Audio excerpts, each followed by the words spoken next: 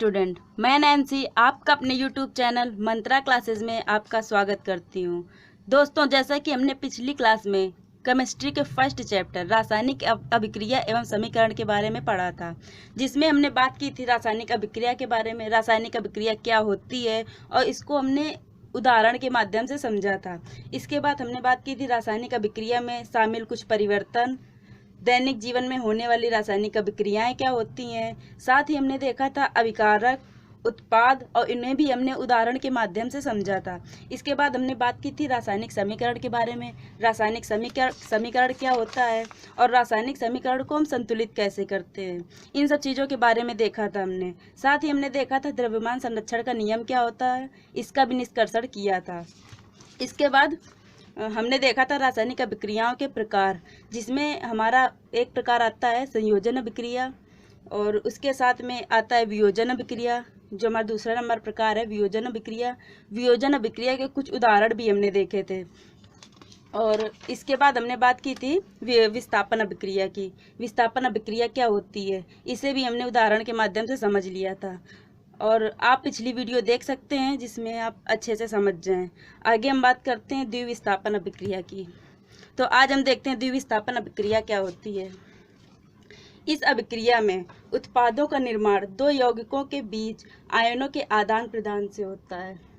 जो हमारी द्विविस्थापन अभिक्रिया है, इसमें जो हमारे उत्पाद होते हैं, उत्पाद का निर्माण होता है, तो वो दो यौगिकों के बीच आयनों के आदान प्रदान से होता है।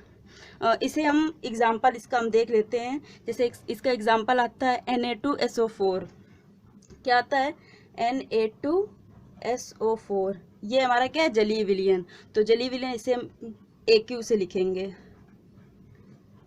प्लस BaCl2 जिसे बोलते हैं बेरियम क्लोराइड, BaCl2।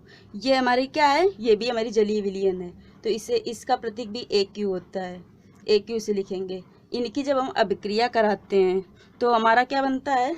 जो इधर से Ba है वो हमारा अलग हो जाता है और इधर से हमारा SO4 अलग हो जाता है। तो ये हमारा क्या बनता है? Barium sulphate. यह सॉलिड है, ठोस, इसे हम S से लिखेंगे, प्लस इधर हमारा क्या? इधर हमारा Ba और SO4 हो गया, इधर से हमारा बचा Na और Cl2, तो ये अलग हो जाता है अभिक्रिया के बाद। तो इधर क्या बनेगा हमारा? इधर Na2 दो हैं तो 2Na और इधर हमारा क्या बना था? Cl2, तो क्या हो गया इधर? Cl2। तो ये हमारा क्या बना? 2NaCl, सॉरी इधर 2 नहीं आएगा, 2NaCl। तो इसके हम नाम नीचे लिख देते हैं। NaSO4 को हम कहते हैं सोडियम सल्फेट, सोडियम सल्फेट। और इसके बाद आता है हमारा BaCl2, तो इसे हम बोलते हैं बेरियम क्लोराइड। BaCl2 को बोलते हैं बेरियम क्लोराइड। दोस्तों, ये मेरे साथ आप भी अपने नोट्स बुक में नोट करते चलिएगा, जिससे कि आपको आसानी रहे पढ़ने में। इसके बाद हम देखते हैं BaSO4, इसे हम कहते हैं बेरियम सल्फेट। BaSO4 को हम बोलते हैं बेरियम सल्फेट। इसके बाद हमारा आता है 2NaCl। 2NaCl को हम बोलते हैं सोडियम क्लोराइड। ये हमारा आ गया सोडियम क्लोराइड।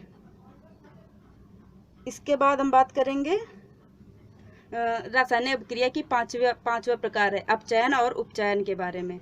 तो हम देखते हैं उपचयन क्या है। पदार्थ में ऑक्सीजन की वृद्धि होना, जो हमारा ऑक्सीजन है उसकी वृद्धि होती है, या जो हमारा हाइड्रोजन होता है उसका ह्रास होता है पदार्थ में। तो पदार्थ में ऑक्सीजन की वृद्धि होना या हाइड्रोजन का ह्रास होना उपचयन कहलाता है। इसके बाद आता है हमारा अपचयन। तो अपचयन में पदार्थ में हाइड्रोजन की वृद्धि होना या ऑक्सीजन का ह्रास होना अपचयन कहलाता है। पदार्थ में तो हाइड्रोजन की वृद्धि होगी या फिर हमारे ऑक्सीजन का ह्रास होगा। इसे भी हम एग्जाम्पल के माध्यम से देख लेते हैं। जैसे हमारा आता है C कार्बन प्लस O2 मतलब ऑक्सीजन। इसकी जब हम अभिक्रिया करते हैं तो ये हमारा CO2 बनता है, जिसमें हमारा इधर से जो हमारा ऑक्सीजन की वृद्धि हो रही है। तो ये हमारी कौन सी अभिक्रिया हुई? उपचयन।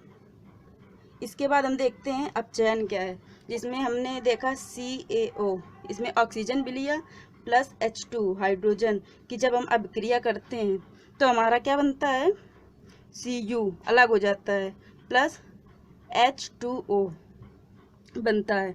तो इसमें देखिए जो हमारी इसमें ऑक्सीजन है, ऑक्सीजन का इधर ह्रास हो रहा है, तो यह जो हमारी बनेगी यह हमारी कौन सी अभिक्रिया आ जाएगी? अपचयन अभिक्रिया आ जाएगी। और इधर से हाइड्रोजन जो है उसका इधर से हाइड्रोजन का वृद्धि हो रही है, तो ये हमारी क्या हो जाएगी? उपचयन अभिक्रिया। ये उपचयन और अपचयन अभिक्रिया के उदाहरण है, जिसमें उपचयन और अपचयन अभिक्रिया दोनों साथ में हो रही हूँ, तो ऐसी अभिक्रिया को हम रेडॉक्स भी बोलते हैं। इसे हम रेडॉक्स भी बोलते हैं। उपचयन और अपचयन अभिक्रिया जिसमें एक साथ हो रही हो उसे हम रेडॉक्स भी कहते हैं। इसके बाद हम बात करते हैं दैनिक जीवन में अपचयन अभिक्रिया के प्रभाव। जो हमारे आमतौर पर दैनिक जीवन में उपचयन अभिक्रिया है उसके क्या प्रभाव पड़ते हैं। जैसे एक हमारा आता है संक्षारण। तो संक्षारण क्या होता है? जब कोई धातु आर्द्रता, वायु, पानी, अम्ल, जो हमारी धातु होती है वह वायु, आर्द्रता, पानी और अम्ल इनके संपर्क में जब आती है तो वह धातु संक्षारित हो जाती है। जैसे उदाहरण में हम बात करें लोहे पर जंग लगना, तो लोहे पर जंग जब लगती है तो वो हमारे संक्षारण का उदाहरण है। इसके बाद चांदी पर काली परत पड़ जाती है। आपने देखा होगा जब चांदी काफ़ी दिन की हो जाती है तो उसमें काली परत पड़ जाती है, तो वह भी हमारे संक्षारण का ही उदाहरण है। इसके बाद आपने देखा होगा तांबे पर हरी परत, तो तांबे पर हरी परत भी हमारे संक्षारण का ही एक उदाहरण है। तो हमने संक्षारण के बारे में देख लिया। आगे हम बात करेंगे विक्रांगिकता की। विक्रगंधिता क्या है? वसा युक्त तैलीय खाद्य सामग्री वायु के संपर्क में आने पर उपचयित हो जाती है, जिससे उसके स्वाद और गंध में परिवर्तन हो जाता है। जो विक्रगंधिता है वह जब वसा युक्त तैलीय खाद्य सामग्री जैसे हमारी चिप्स वगैरह ये जब वायु के संपर्क में आती हैं तो उपचयित हो जाती हैं, जिससे उसके स्वाद और गंध में परिवर्तन हो जाता है। मतलब जो उसका टेस्ट होता है वह अलग हो जाता है और उसमें गंध भी आने लगती है। जैसे हम बात करें नाइट्रोजन गैस की, तो नाइट्रोजन गैस किसी भी खाद्य सामग्री को उपचयित होने से बचाती है। जैसे हमारे चिप्स वगैरह की पैकेट आती हैं तो वो हमारी उनमें गंध और स्वाद अलग इसलिए नहीं होता क्योंकि इनमें नाइट्रोजन गैस मिली होती है, जिसकी वजह से वो हमारी वैसी ही बनी रहती हैं। आगे हम बात करेंगे रासायनिक अभिक्रिया के प्रकार। रासायनिक अभिक्रिया के प्रकार के बारे में हमने पहले देख चुके हैं। अब हम बात करेंगे तापमान के आधार पर रासायनिक अभिक्रिया के प्रकार। तो इसमें एक हमारा आता है ऊष्मा क्षेपीय अभिक्रिया और दूसरा आता है ऊष्मा शोषीय अभिक्रिया। तो ऊष्मा क्षेपीय अभिक्रिया क्या होती है? जिन अभिक्रियाओं में उत्पाद के निर्माण के साथ साथ ऊष्मा का भी उत्सर्जन होता है, जिसमें हमारा उत्पाद भी हो रहा है और ऊष्मा का भी उत्सर्जन हो रहा है, तो वह हमारी ऊष्मा क्षेपीय अभिक्रिया कहलाएगी। इसका उदाहरण है प्राकृतिक गैस का दहन। जब हम प्राकृतिक गैस का दहन करते हैं तो इसे हम एग्जाम्पल के माध्यम से, रिएक्शन के माध्यम से देख लेते हैं। जैसे हमारा आ गया CH4, ये हमारा क्या मीथेन गैस है एक, जिसे हम G से लिखेंगे, प्लस O2 ऑक्सीजन, ये भी हमारी गैस है। इनकी जब हम अभिक्रिया कराते हैं तो हमारा CO2 मतलब गैस, कार्बन डाइऑक्साइड गैस है, प्लस 2H2O ये भी गैस है, प्लस ऊष्मा उत्सर्जित होती है। ये ऊष्मा, इस अभिक्रिया में हमारी ऊष्मा उत्सर्जित हो रही है, तो यह हमारी ऊष्मा क्षेपीय अभिक्रिया कहलाएगी। ये प्राकृतिक गैस का दहन है। आगे हम बात करेंगे ऊष्मा शोषीय अभिक्रिया के बारे में। ऊष्मा शोषीय अभिक्रिया क्या है?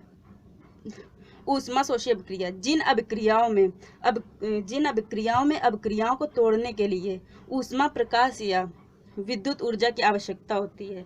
मतलब ऐसी अभिक्रिया जिनको तोड़ने के लिए ऊष्मा, प्रकाश या विद्युत ऊर्जा की आवश्यकता होती है, ऊष्मा शोषीय अभिक्रिया कहलाती हैं। आज की क्लास हम यहीं तक रखते हैं। आगे हम नेक्स्ट वीडियो में बात करेंगे। दोस्तों, अगर आपको क्लास अच्छी लगी हो तो अपने दोस्तों को शेयर करें और ज़्यादा से ज़्यादा सब्सक्राइब करें, और जिससे आने वाली हर नोटिफिकेशन आपको मिल जाए।